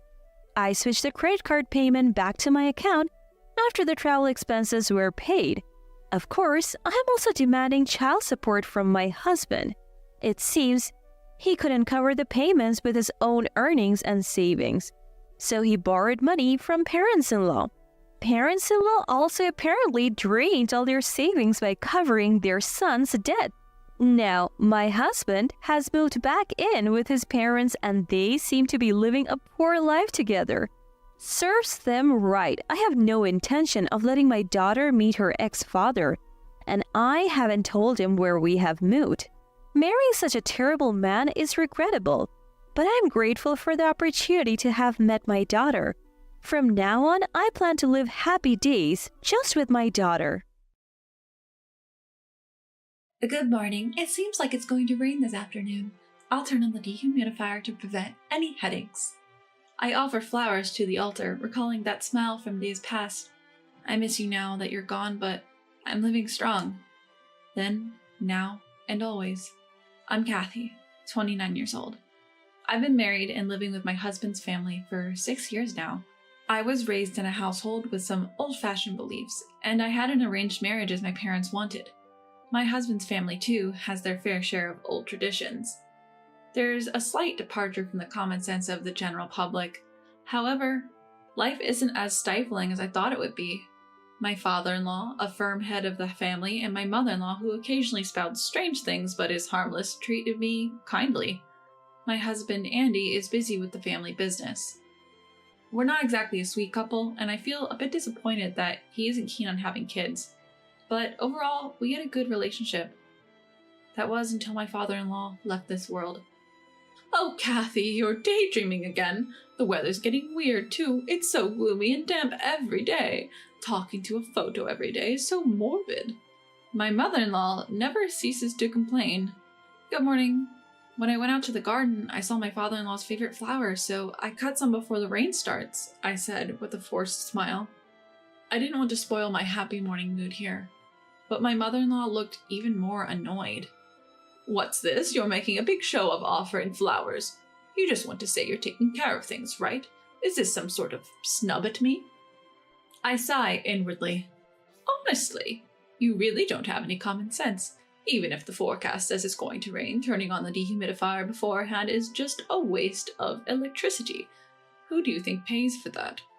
Since my father-in-law passed away, she seems to have lost her filter. What used to be occasional nitpicking has significantly increased. At first, I thought it was a way of venting her loneliness after losing her husband, but lately she seems to be looking for me just to criticize. Andy asked me to wash and dry the shirt he's going to use for his business trip starting tomorrow. Drying it here is the fastest. But with the weather turning rainy this afternoon, it's hard to air dry clothes naturally. Blaming Andy for your inability to prepare in advance. How embarrassing for a wife as clumsy as you, to be able to claim you're a good housewife despite your mistakes. How awful. My mother-in-law's face twisted even more, but I'm not neglecting my chores. It's impossible to prepare for a sudden laundry request in advance. However, she persistently nitpicks without considering such circumstances. She said it's gloomy and damp earlier, but I feel the same way about her. She's much more troublesome than the sticky humidity. What's more, she's always exaggerating the daytime events to my husband, always painting me as the bad guy. Initially, my husband ignored it, but recently he's been saying, "It's annoying, make her stop," or "Isn't it your fault?" and getting in a bad mood. As a result, there's no sign of my mother-in-law's criticisms or her false tattling stopping. On the contrary, they seem to be escalating. But if I confront her, her shrill voice only gets louder, reaching frequencies that echo outside the house. In the end, letting her do as she pleases and apologizing to let the storm pass was the most peaceful way to deal with it. I'm exhausted. I'm sorry, father-in-law, for showing you such a mess. My mother-in-law's face twisted even more, but I'm not neglecting my chores. When my father-in-law collapsed from a stroke, my mother-in-law said, "I don't have the strength for caregiving," and did almost nothing. During changes in the weather or season, my father-in-law, who suffered from headaches and joint pain, would be grateful to me for my strenuous efforts to maintain a constant temperature and humidity. He would warmly smile and thank me, saying, "It's quite different now, thank you." As someone who had lost her real father in her childhood, I was initially confused about how to interact with my father-in-law, but he was very gentle, even while being steadfast. I feel like he thanked me in various situations. He was someone who was not stingy with his words towards anyone, and was positive about everyday events. What stands out to me is when I was still new to the household, before I became accustomed to the kitchen, I once forgot to turn on the stove while concentrating and learning the household seasoning for cooking. When it was time for the meal, I realized I hadn't cooked the potatoes.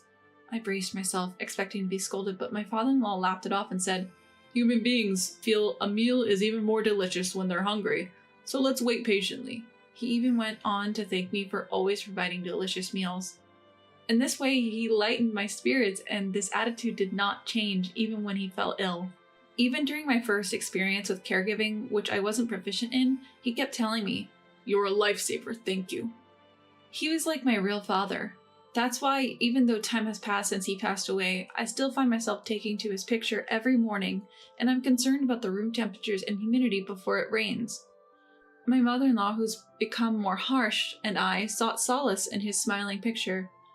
Hey, what's this, all wrinkled and covered in fur? One night while cleaning up after dinner, my husband Andy came holding a shirt I had ironed and put it in the suitcase in the evening. "And what about our bedroom? It's a mess, and the stuff for tomorrow's trip is all scattered. What the hell? I told you I'm leaving early tomorrow." Andy has also changed since my father-in-law passed away. He has become harsher. I truly realized that my father-in-law was the pillar of this household. Andy threw the shirt at me with a stern face, and I was surprised. "Wait, what? What do you mean the stuff is all scattered?" "Hold on, this..." From the wide open window, the rain was pouring in sideways, drenching the curtains. And on the bed, the luggage had spilled out of the suitcase and was scattered about. In a hurry, I closed the window and crashed down to wipe up the poured-in rain. "Huh? Brownie?" In the corner of the room, there was a community cat, Brownie. "Poor thing, you're shaking so much. Come here, I'll dry you off." Despite the disastrous state of the room, I couldn't ignore the drenched cat, so I gently wrapped Brownie in a towel. "I know you're not the kind of kitten who would do something like this." Holding Brownie, who was purring lightly, I consoled him. "Hey, what are you doing?" Then I heard Andy's irritated voice from behind. "That's a stray cat, isn't it? Don't use a towel on something like that, and that thing probably made the mess in the room. Get it out of here now." Behind the disgruntled Andy was my mother-in-law. "What a mess! The room, the stuff for the trip, everything is all messed up. And what's that dirty thing? Using a fine towel on that is unbelievable. I'm speechless at your lack of common sense." She's hardly speechless, she's triumphantly blabbing. "Prioritizing a cat that broke into the house and caused this mess over the actual disaster. You must be out of your mind." My mother-in-law's voice, louder than ever, made me finally retort. "With all due respect, mother-in-law, it wasn't Brownie who made the mess in the room, right?" "Huh! That can't be." My mother-in-law defended herself, but it didn't make sense no matter how you look at it. Because the shirt that Andy brought was wrinkled and covered in fur, but it wasn't wet. If a soaked cat caused a mess, the shirt and the luggage should be wet too, shouldn't they? Exactly, the stuff on the bed was messy, but not wet at all. Rather, only the shirt was covered in fur. The rest seemed merely scattered. And I had the suitcase closed and placed next to the shelf. It would be impossible for a cat to move it to the bed, unlock it, and mess it up. That's not all. My mother-in-law's hand was covered in several band-aids. She didn't have them in the morning, so it's proof she injured herself in the afternoon. If my guess is correct, those scratches are from being scratched by Brownie. The windows are intact, and so are the screens. How on earth could the cat have gotten in on its own? Moreover, only where this little one was is it soaking wet. There aren't even any wet footprints. Without someone deliberately doing it, this couldn't have happened. As I talked while keeping eye contact, my mother-in-law, Kathy, backed away inch by inch. Her demeanor was almost as if she were confessing her guilt. "And the bandage on your hand." But before I could finish my sentence, my husband's voice boomed. "Shut up!" Caught off guard by his loud voice, I cringed, to which my husband, Andy, spat out angrily. I don't care. Just kick it out and clean up quickly. Don't make me repeat myself. I have to get up early tomorrow. I'll sleep in the guest room tonight. Get it ready fast. Surprised by Andy's outrage, I pushed back. It does matter. This is over the top no matter how you look at it. This isn't something you can brush off as a mere prank. We need to take it seriously. I couldn't hide my anger at Kathy's excessive behavior, but Andy was dismissive. Don't mess with me. It's your job to sort out the house issues. Do I ever bring my work problems home and complain? No, right? Even after coming home tired, I can't rest every single day. I have to listen to such unpleasant stuff. I'm fed up. He vented out furiously. It seemed as though his pent-up frustration at having to listen to my daily complaints about Kathy was overflowing all at once, but that wasn't fair. I never grumbled to Andy. It was Kathy who kept feeding him lies. Why am I the one getting blamed?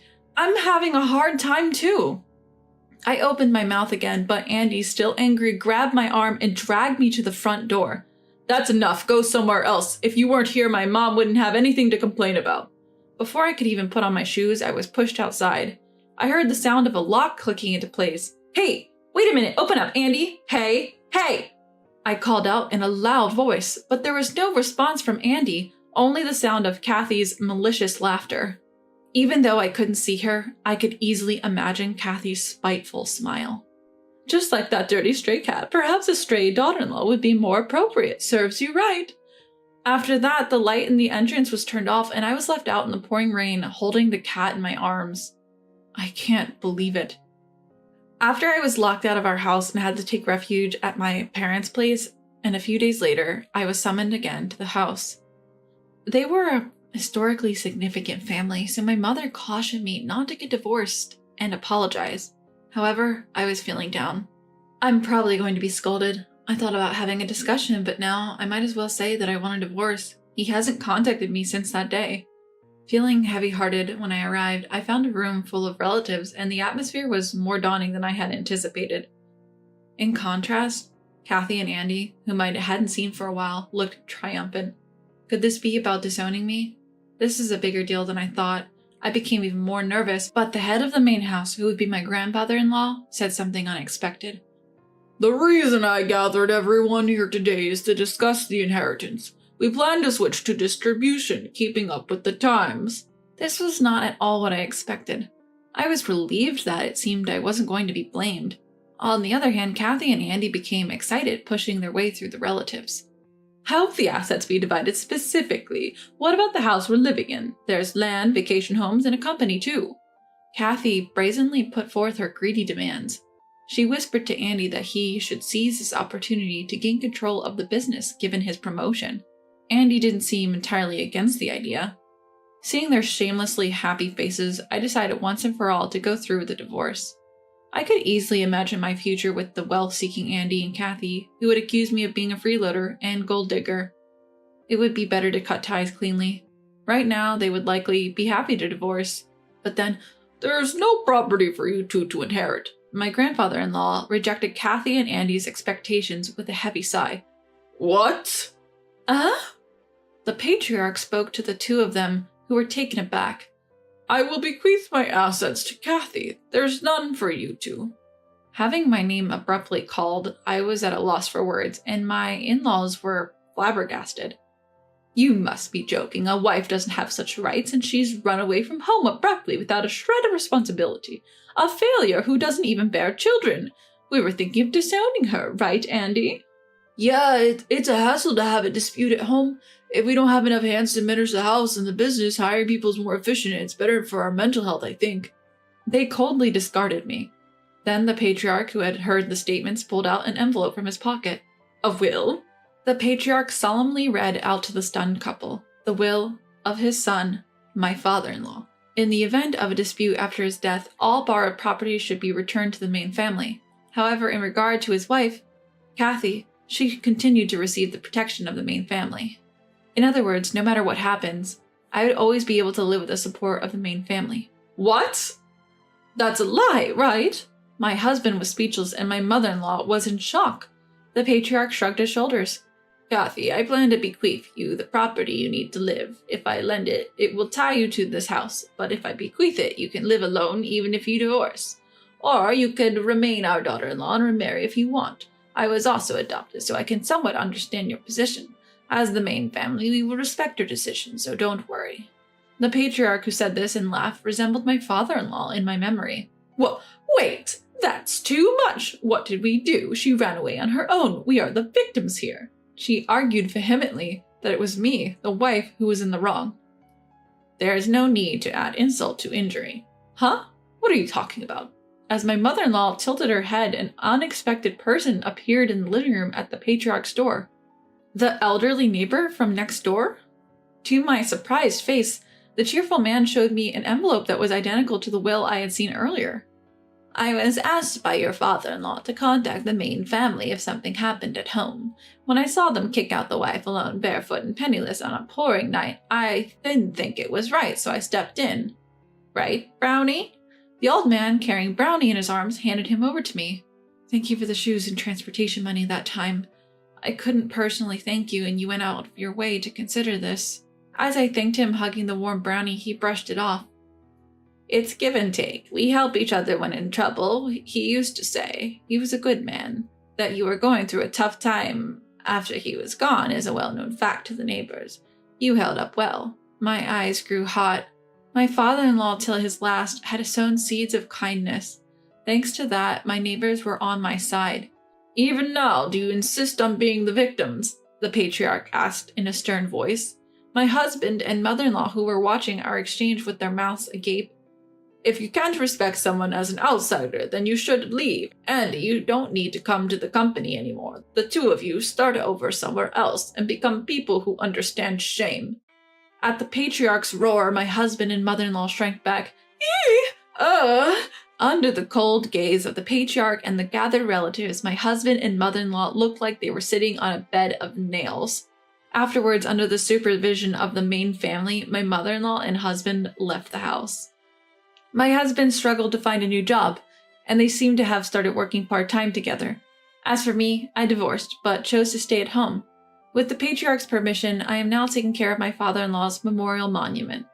The main family also shows consideration, telling me to consult them if there are changes such as remarriage.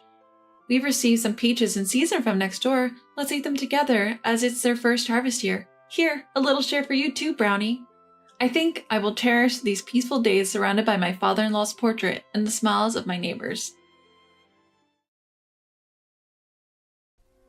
"What on earth is this? Have some shame!" Without hearing my side, mother-in-law is yelling at the top of her lungs, her face red with anger. The reason she is fuming like a raging fire? It's because of the flashy underwear hanging on the balcony. But I don't recognize those undergarments.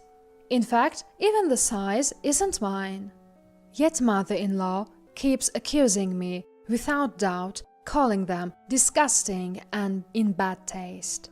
I couldn't stand mother-in-law anymore and finally burst out. "Those aren't mine." Huh? Mother-in-law and I stared at each other, frozen in place. A few hours later, an unbelievable truth would emerge.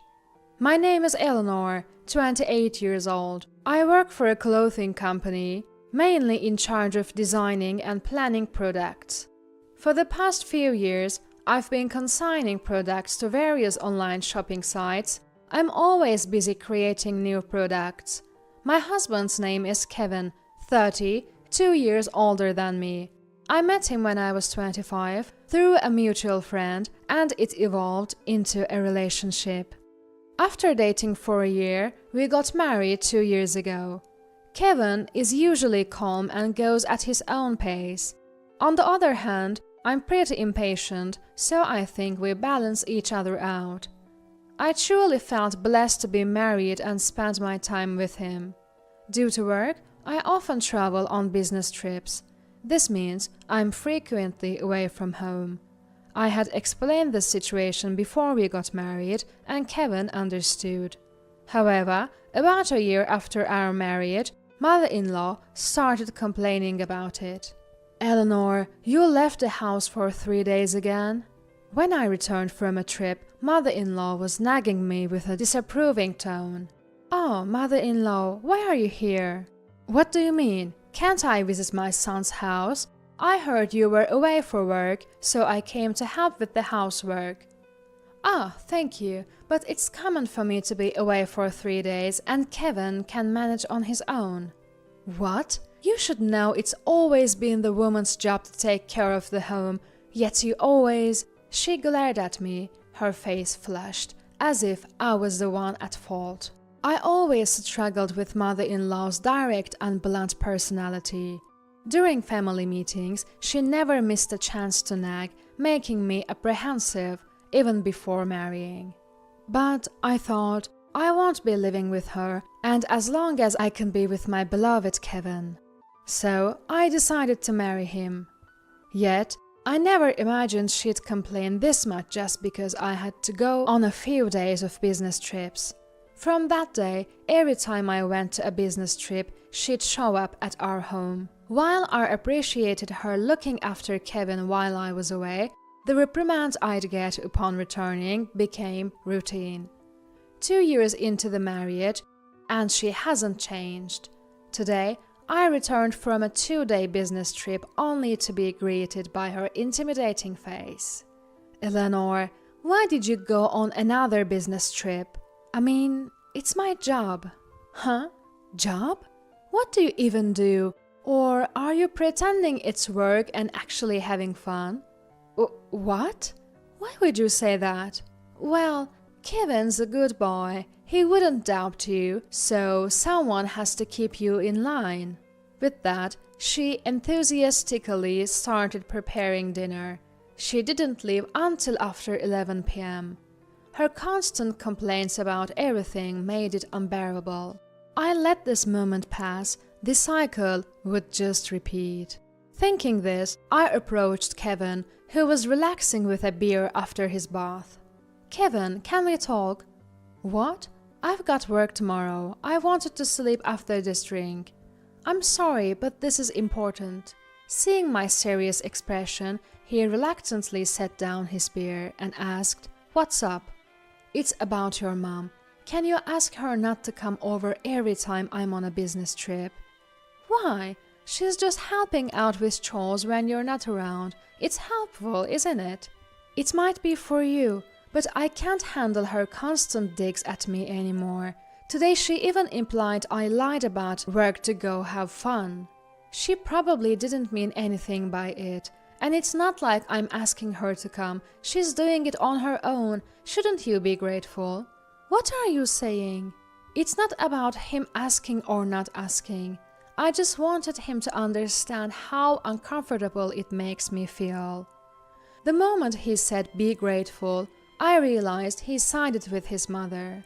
He doesn't understand the gravity of the situation, and I was deeply frustrated. However, backing down now would mean nothing. I carefully chose my words and explained my feelings to my husband again. "Please, can't you take this a bit more seriously? Think about how I feel, being criticized every time I return from a business trip." Hey, what's gotten into you, Eleanor? You've never said anything like this before. That's because she's Kevin's mom, the one I love. That's why I've been putting up with it all this time. But I've reached my limit. I can't stand her bossing me around anymore. What are you talking about? You make it sound like my mom's kindness is a bother. I didn't think you were like that, Eleanor. He downed the beer on his desk and stormed out of the living room. Why? We weren't done talking. Left alone in the room, an indescribable emptiness overwhelmed me. No matter how much I thought about it, I couldn't figure out the right words to reach him. I thought Kevin would understand if I confided in him. If things keep going like this, nothing will change. If his mom is there the next time I return from a business trip, I decided in my heart that next time we'd have a proper one-on-one conversation. A few weeks later, I have to leave for a 3-day business trip.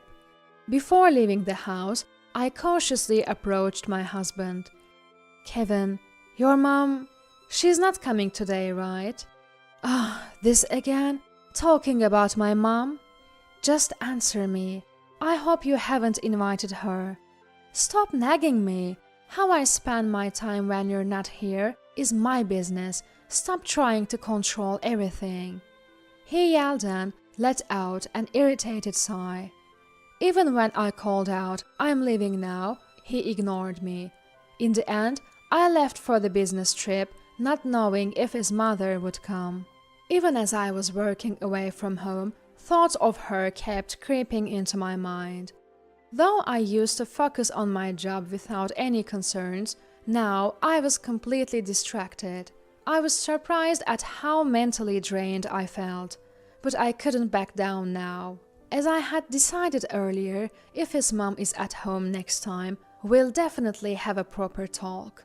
That resolution remained unchanged. When I returned from my business trip, I opened the front door with trepidation.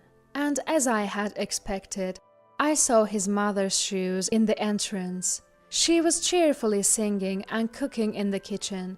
She seemed to notice my footsteps and turned around before I could greet her. "Oh, Eleanor, it seems like you've been out playing for days, haven't you? Did you have fun?"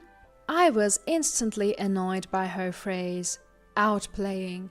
I wasn't playing, I was just working. "Oh, making excuses again? You're such a hopeless wife, always talking big. That's what happens when a woman works outside." She sighed dramatically and glared at me.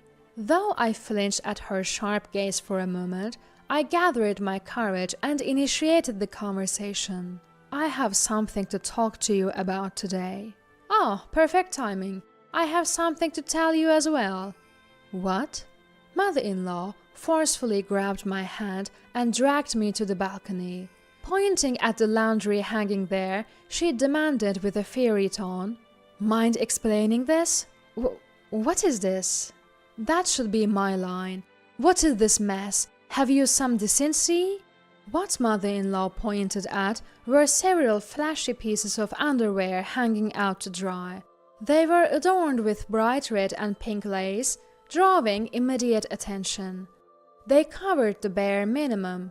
Mother-in-law's face turned bright red as she yelled at me. "You're trying to seduce other men with these, aren't you?" "Hold on, mother-in-law. Just calm down for a second. How can I possibly stay calm with these? Hiding such indecent underwear in Kevin's room. Did you think you wouldn't get caught? No, listen. Such disgusting taste in underwear. This isn't Kevin's style at all. You have such terrible taste. Are you having an affair? Who is it? Tell me." "It's not like that. Please, just listen to me. No more excuses. We never should have let Kevin marry someone like you. I expect you to divorce him immediately. Do you understand? You hussy." At that moment, all the negative emotions I had held back surged forth. Before I knew it, I had thrown my bag on the floor and was glaring fiercely at mother-in-law. "What's with that look?" With a tone as cold as ice, I replied to the emotional mother-in-law, "These aren't mine." Time seemed to freeze at those words. With a deer in the headlights expression, mother-in-law stood still. Clearing up the facts, I said, "Mother-in-law, I think there has been a misunderstanding. Those aren't my underwear. I don't wear such bright colors, and the size isn't even right." "What are you talking about? Then whose underwear is this?" "I saw them for the first time today. Didn't you say earlier they were found in Kevin's room?" "Well, yes. I thought I'd help him pick out some fall clothes, so I was organizing his closet. That's when I found a bag at the back and these came out of it." "Oh, really? Well, I don't know anything about it. Let's wait for him to come home." Mother-in-law, as if she had come to some realization, went pale and sat on the sofa. Of course, I had a bad feeling about it too. Yet, I acted strong, not showing mother-in-law my unease. An hour later, with a casual "I'm home," my husband returned. As he entered the living room, I planted myself firmly in front of him, looking stern. What's going on, Eleanor? And why is Mom here too? Did you two have a fight or something? It's not that. Mother-in-law and I have something we need to ask you. Me? Kevin looked stunned. I threw at him the underwear that had been drying on the balcony. His face turned pale instantly upon seeing them. Without missing a beat, I confronted him. What's the meaning of this? Mother-in-law said she found this in Kevin's room. I mean, they're obviously for women. When, where, and why did you buy these? Care to explain? I'm really sorry. Kevin began an overly exaggerated apology. Taking a deep breath, he started to explain. According to him, he had been dating a younger woman from his office for a year. He bought underwear to his taste and had her wear them whenever they met. They enjoyed this little game every time. When I was away on business, he had mother-in-law come over just for the last day to help with the piled-up chores. All other days, he invited his affair partner to our home and had her wear that lingerie. He probably never thought I'd found out. His voice quivered throughout, and tears seemed to form in his eyes. While I stared at Kevin with a disgusted look, mother-in-law watched him with concern. Suddenly, mother-in-law shouted at me.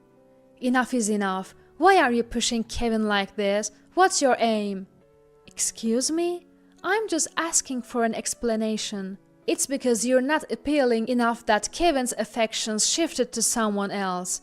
It's all your fault, always working and never being there." "And so what?" I shot back at mother-in-law. "Is there some rule that it's okay to cheat while one's wife is immersed in her job?" Well, even now, mother-in-law tried to defend her cheating son. I yelled at her. "You two are unbelievable. Your son is the one who cheated, and yet you dare to say something like you're not appealing enough? No matter the reason, there is no excuse for cheating." I get it, just calm down." "Really? From which mouth are you saying that? This is the result of you raising your son to be a mama's boy, isn't it? Shouldn't you be scolding him first?" I sighed deeply.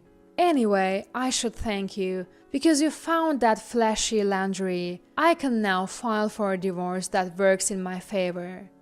"Divorce? Did you say divorce?" Kevin finally reacted.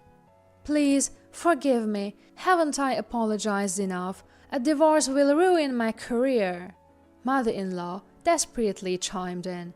"Exactly. Divorcing over just an affair. You are simply not tolerant enough. A wife should forgive her husband's little affairs." "Just an affair? I'm not the unfortunate wife who tolerates her husband's cheating. I'll make sure to get every penny in the divorce settlement.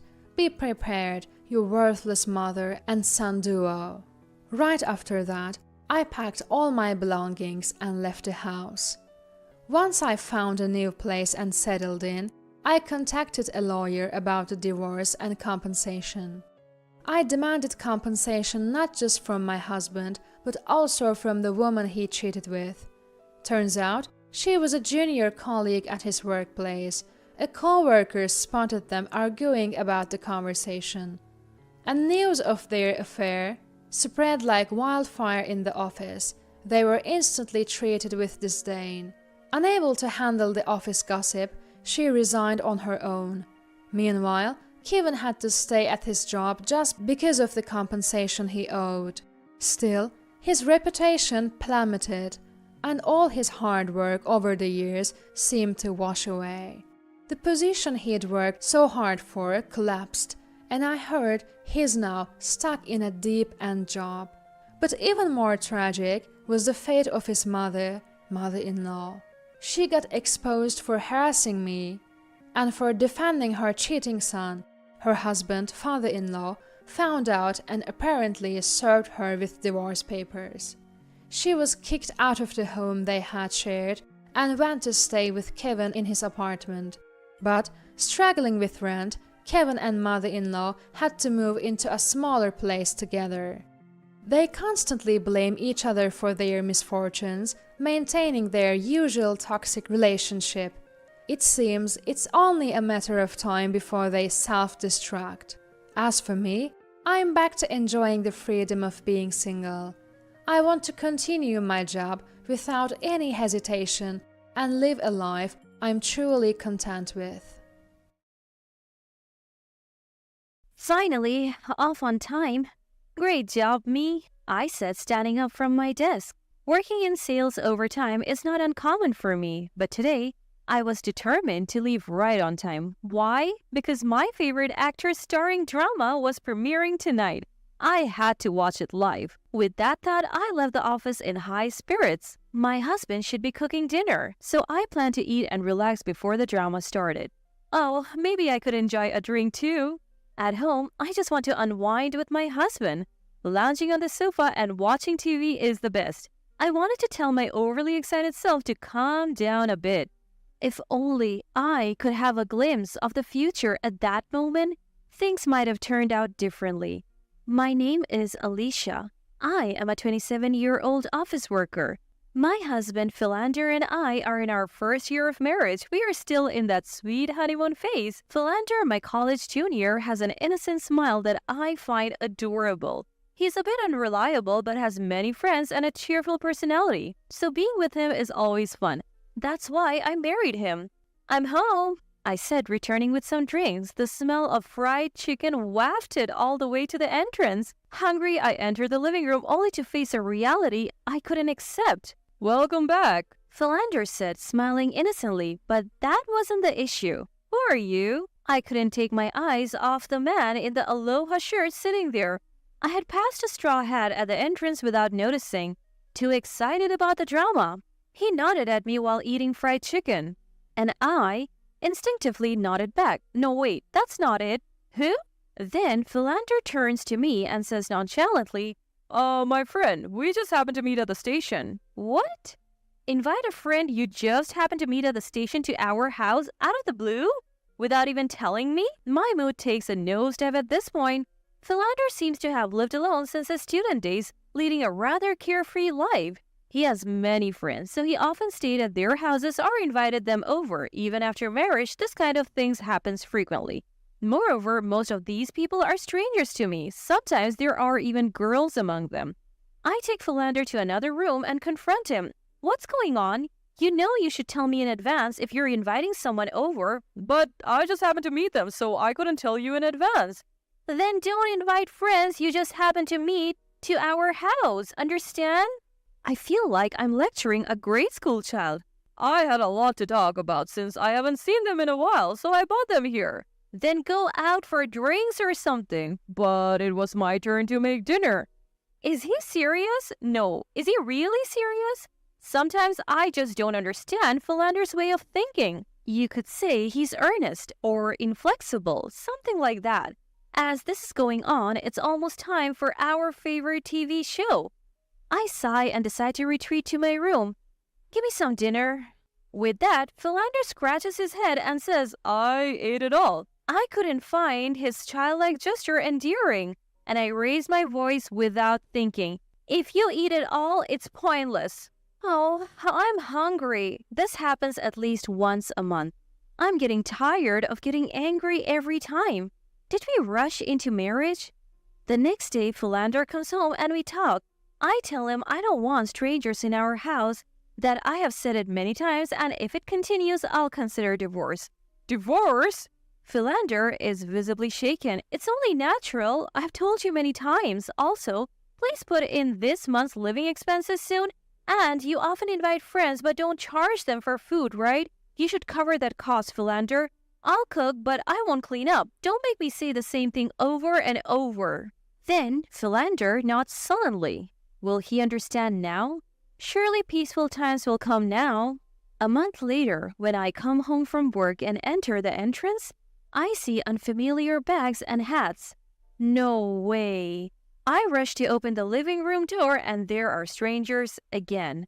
Welcome back. Philander greets me with an unapologetic smile. My anger explodes. What's going on here? Everyone is taken aback and the atmosphere becomes tense. But I don't care. I have told you to stop this. Philander and his two friends visibly flinch. As I approach Philander, his friends quickly leave. I told you last time, right? You didn't forget what I said, did you? I said if it happens again, we are getting a divorce. Philander tries to calm me down, but I can't take it anymore. Don't you understand how it feels to come home from work and finally relax? I can't relax with strangers around, can I? They might be your friends, Philander, but they're strangers to me. I don't even know them. Why don't you understand? Then Philander starts making excuses. But Alicia, I thought it would be fun to have a lively house, and since I was on dinner duty, I thought it would be okay. Unable to control my anger, I smile. Understood. With that, I retreat to my room. The next day, I leave for work and head to the government office. Naturally, I'm going to get divorce papers. I fill in my name on the spot and head home. I wake up the sleeping Philander and thrust the divorce papers at him. What? What's this? Divorce papers? Huh? Philander is in a panic, but I have no sympathy left for him. I'm calling the movers to take my stuff. With that, I contact the moving company I booked yesterday, and they're ready to come right away. Wait a minute, what's going on? What's happening? Not understanding the situation, Philander continues to panic. I tell him, let's get a divorce. Despite saying that, he keeps asking why and how, and I couldn't take it anymore. I told you if it happened again, we would get a divorce. I have expressed my feelings, haven't I? How many times do I have to say it? I can't go on with you. Let's get a divorce. After saying it once more, Philander finally seems to understand and his face turns pale. He apologizes repeatedly, trying to gain forgiveness. I'm sorry, really sorry. Please reconsider. How can I live without Alicia? As this is going on, the movers arrive. I brush off Philander and welcome the movers with a smile. Furniture, appliances, my belongings. Philander watches in shock as they're carried out one by one. All of them were bought with my savings from when I was single. Some were even things I used when I lived alone. Speaking of which, there's also the expensive table and sofa that he said he would pick out for me because my room wasn't stylish before we got married. But since I bought them with my money, I'll take them. The movers are efficient and the room is quickly cleared. Hey, Alicia, wait! How am I supposed to live? I was a fool to think his helplessness was part of his charm. I feel so pathetic I could cry. I bring over 2 large cardboard boxes. These are the things you used before we got married. You'll be fine with these. I don't need them, so I'm giving them back. Inside are a small rice cooker, frying pan, and pots. Also, I have decided to cancel the lease at the end of the month, so you better leave soon. Philander clings to me as I speak calmly, but I am too angry to bear it any longer. That's how important this space was to me. Why didn't he understand? A promise is a promise. Write this quickly. I forcibly hand a pen to Philander, who is still reluctant to fill out the divorce papers. I told you clearly, if it happened again, we would divorce. It's no joke. I have told you to stop so many times. Besides, this condominium is in my name. You moved into the place where I lived when I was single, Philander. Yet, why do you keep doing whatever you want? Finally realizing I was serious, Philander reluctantly began to fill out the divorce papers. You said you would work hard to get promoted quickly when we got married, but in the end, it seems like people at work say you can't do your job. Thanks to that, you have a low salary. No prospects for promotion. You don't even contribute to living expenses. I should have chosen a more reliable man. As I sighed, Philander looked frustrated. I never thought we would divorce over something so trivial. It was a short marriage. I can't live with someone who can't think of others. I snatched the divorce papers and left the house. I decided to live in the company dormitory for a while and take my time looking for a condominium. At least for now, I can have my own space. But that peaceful life was soon shattered. A week later, while relaxing in my dormitory, my mobile phone rang. It was Philander. I answered the phone, annoyed, and he said he wanted to talk and asked me to meet him. Honestly, I thought it was a hassle, but it would be more troublesome if he kept bothering me. I agreed and headed to the condominium we hadn't yet canceled. When I arrived at the entrance, Philander greeted me. As I entered the living room, Philander's mother was there. Why? My eyes widened as mother-in-law suddenly started accusing me. Alicia, what's this about suddenly wanting a divorce? How is this child supposed to live on his own? Mother-in-law adored Philander and always meddled in our affairs. I told her everything. I heard from Philander. But what's wrong with that? Isn't it good to have many friends? It's fun every day. No, it's not fun. To me, they're strangers. And why is his mother showing up now? My irritation grew. It's so pitiful that Philander is being divorced over something like this. Mother-in-law looked like she was about to cry, whether genuinely or not. Oh, really? So I am not pitiful? I almost said those words, but swallowed them. It's pitiful for my son to be divorced. I should have married him to a younger girl. I reached my limit at that point. After all, she's a stranger to me now. I don't need to hold back. Yes, marrying a younger girl and getting financial help from parents to support the marriage would be something new. Or maybe you're looking for a high-earning young girl. Living in a cheap apartment with low salaries might work too. It fits your lifestyle. When I said that, both mother-in-law and Philander stared at me shocked. From the beginning, Philander wanted to live in a nice condominium, wanted stylish furnitures, and had desires he couldn't fulfill with his earnings. So I contributed more to living expenses. I thought it was okay since we were married, but inviting various friends into our space without any consultation is beyond common sense, don't you think? I glared and mother-in-law looked away. Having many friends and having fun? Do you really think so? If you do, shall I bring my friends to your house and suddenly drop in? I'll visit suddenly when you're relaxing, mother-in-law. Mother-in-law shook her head, trembling. Then you understand how I feel, right? You can't say such things because it's not your business. I turned to Philander. And Philander, remember when you said you didn't want me to invite my friends over because you didn't know them? You didn't come home all day that time, did you? I've always felt that way. Why don't you understand? I clearly remembered something I had almost forgotten. Philander looked guilty. So why did you bring mother-in-law here? Did you think you could persuade me and live a wealthy life again? Finally, Philander spoke. But we said we'd be together forever when we got married. Wasn't it fun being with me? Is he a child? I was shocked and appalled by his unexpected words. You can't live a married life based on whether it's fun or not, right? I felt a strange calmness, having moved beyond anger. I sighed heavily. Being with Philander was fun, but there were times when it felt like dealing with a child. I'm not your mother, you know. Grow up a little. Let's be together forever isn't a child's promise. We both have to work hard to live together. That's why I divorced you.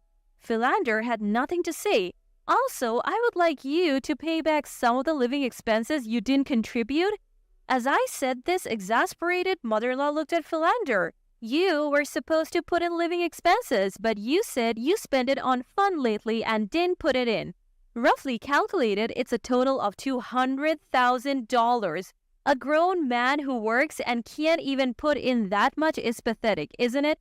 Suddenly, mother-in-law became hysterical. Philander, you're a good-for-nothing who can't even pay living expenses, just like your father. I remembered Philander telling me that his father earned little and his mother had always worked. Is it genetic? Is it really genetic? Pay that money back promptly. Come back home for now. Suddenly, mother-in-law switched from Philander's side to mine. Well, that's how it is, so don't contact me anymore. There was nothing left to say. I looked around the room, almost empty of belongings, and sighed again. Goodbye. It was completely over for me. As I left the room without looking back, I heard Philander's voice from behind. Sorry. Thank you for everything. I felt refreshed as I left the familiar condominium. I failed in marriage, but now I can move forward. Later, Philander transferred the $200,000 he hadn't put in for living expenses. Apparently, mother-in-law is passionate about re-educating him, and he has changed jobs to a company near his parents' home, living under mother-in-law's financial management. I feel so relieved. Now, let's work hard today.